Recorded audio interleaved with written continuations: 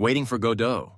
Samuel Beckett was born in Ireland in 1906 and became one of the most influential writers and dramatists of the 20th century.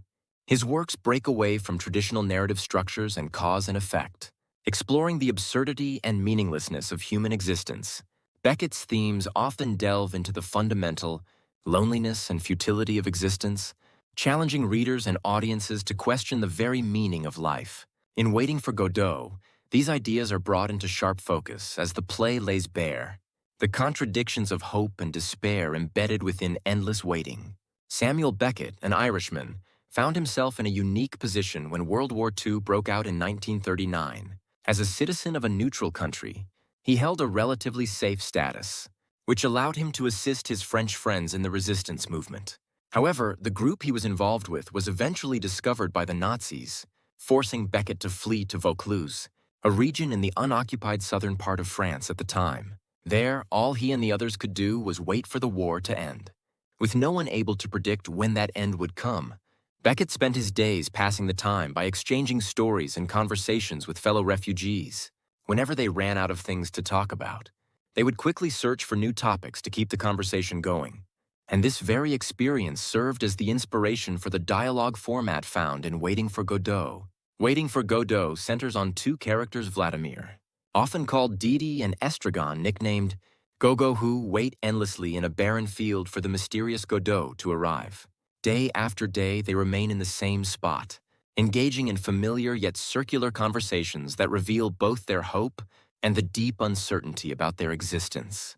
Their endless waiting, punctuated by moments of humor and poignant despair, serves as a metaphor for the human condition, the ceaseless search for meaning in a world that often appears indifferent.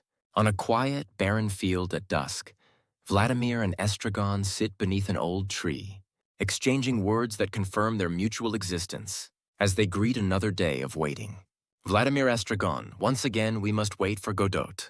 Like yesterday, when will the one who is meant to find us finally appear? Estragon: I really don't know, Vladimir. We spend every day in the same spot at the same time.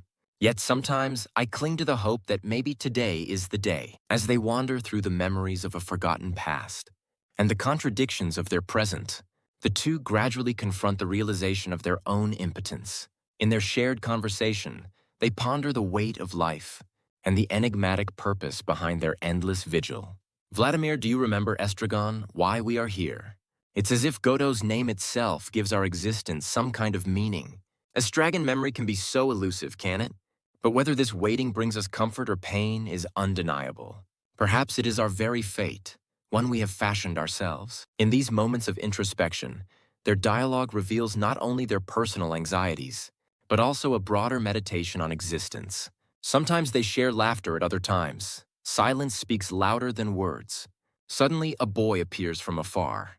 Boy Godot will come soon. His coming will herald a new beginning for us all. This single remark ignites a spark of hope in Vladimir and Estragon. At the same time, however, the boy's words remind them of the bleak possibility that their wait may never truly end. Vladimir: boy, if what you say is true, how much longer must we wait? Boy time holds no real meaning for us. Only the arrival of Godot can transform everything. With the boy's departure, the two are left alone once again, in the vast silence of the field. Locking eyes, they affirm their shared existence with a few heartfelt words. Estragon: perhaps the reason we remain here is that our very lives are defined by this waiting. Vladimir: even so, I am grateful that you are here with me. As long as we do not lose one another, perhaps this endless wait might one day reveal its meaning. Time has passed, and although the field remains empty, a new tension emerges with the arrival of fresh characters. Pozo and his servant Lucky make their entrance, infusing the scene with a dynamic energy that disrupts the monotonous waiting. Pozo, in a commanding tone: my appearance here is no accident. I am the master of this world. You two are nothing more than subjects beneath my feet. Lucky, in a subdued voice: I only follow orders, Master Pozo. Vladimir and Estragon watch these new arrivals, and a new dialogue begins, probing the reasons behind Pozo's sudden intrusion. Vladimir: Pozo, do you appear here for our sake, or merely to satisfy your own vanity? Pozo, with a mocking laugh: my presence is not random. I intend to show you the meaning of this world. Do you think that everything is meaningless? Then I stand here as the living proof of that very emptiness. Estragon confused, but we were only waiting for Godot. Why do you arrive now? Your appearance only deepens our confusion. As Pozo speaks, Lucky's suppressed emotions begin to surface. His gestures and halting words reveal a deep-seated sadness and sense of powerlessness. Lucky, when did it all begin? I have forgotten even who I am. Following Master Pozo's commands used to give my life purpose, yet now, that purpose seems lost. In this second act, the tensions among the characters, the conflicts, inner turmoil, and struggles with identity come to the fore. Despite their continued wait for Godot, Vladimir and Estragon find themselves confronting the raw human condition, as represented by Pozo and Lucky. Vladimir, Pozo, what answer are you trying to provide? We had thought that our waiting was proof of our existence. Pozo, with arrogance proof? That is merely an illusion you have constructed. The truth lies in the fact that I am present, right here, right now. Through these exchanges, Vladimir and Estragon are forced once more to question the nature of their existence. Their eyes meet, and in that silent communication, they acknowledge the imperfection and incompleteness of their lives. Estragon, how long will we continue to gaze at one another, trapped in this ceaseless wait? Are we missing the preciousness of the moment that is right before us? Vladimir, your words hold wisdom, Estragon. In our waiting, we sometimes overlook the truth of the present. Yet if Godot's arrival heralds some transformation, perhaps we too can be reborn. Soon, another boy appears from backstage, reiterating the promise of Godot's arrival. Boy, the Godot you await is already before you, though unseen. In your endless waiting, you have become part of Godot's presence. These few words deepen the sense of fate that hangs over the characters. It is as if Godot is not an external savior, but a reflection of the waiting itself. Vladimir, softly, maybe we have already encountered Godot. Our very existence and the act of waiting may embody his meaning. Estragon with tears in his eyes, but none of us can tell when that change will come. As we linger here, the world transforms around us, and even our memories begin to fade. And so, together, they brace themselves for another day.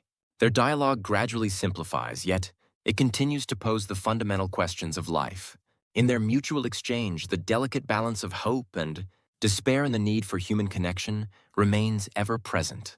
The play invites the audience to see that its ambiguous ending is not a simple failure, but a deliberate exploration of the paradoxes within human existence. Vladimir and Estragon's conversations are imbued with the irony of waiting, a reminder that, even in seemingly futile circumstances, there lies a hidden potential for meaning. Vladimir, what exactly are we waiting for, Estragon? Perhaps our very act of waiting gives our lives its significance. Estragon, even if the meaning remains elusive, the effort to find it is ours alone. In our wait, we come to understand each other, and perhaps, in doing so, we catch a glimpse of what Godot might represent. Furthermore, the boys' interlude suggests that Godot is not a distant savior, arriving from the outside, but rather an integral part of the character's internal struggle. His sparse, enigmatic words challenge the audience to consider whether salvation or change lies in external forces or in the deep, unspoken bonds that develop through shared experience. In the final moments of the play, Vladimir and Estragon remain in the same desolate field. Godot has yet to appear, and their waiting continues in an endless loop. Yet within this unresolved conclusion, there is a subtle, salacious recognition that the act of waiting itself, with all its vulnerabilities, is a journey towards self-discovery.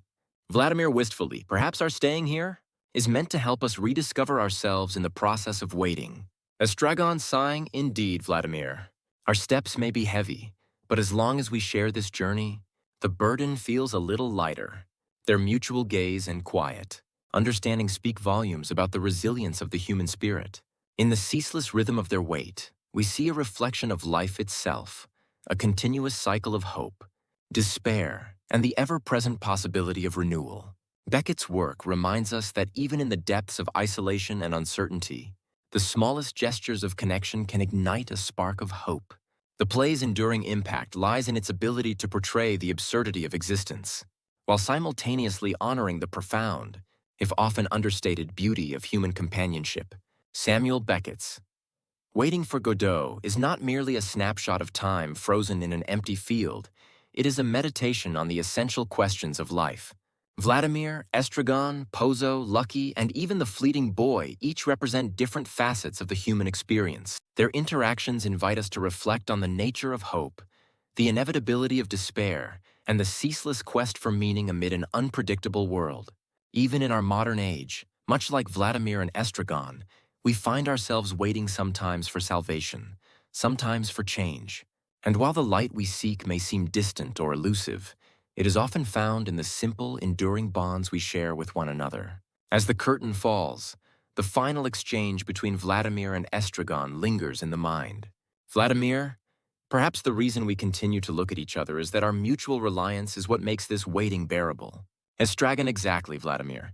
Maybe our wait is itself a profound conversation, a dialogue that one day will reveal the true face of Godot. In this way, the story of waiting becomes a universal allegory, a mirror reflecting the delicate interplay between hope and futility that defines the human condition.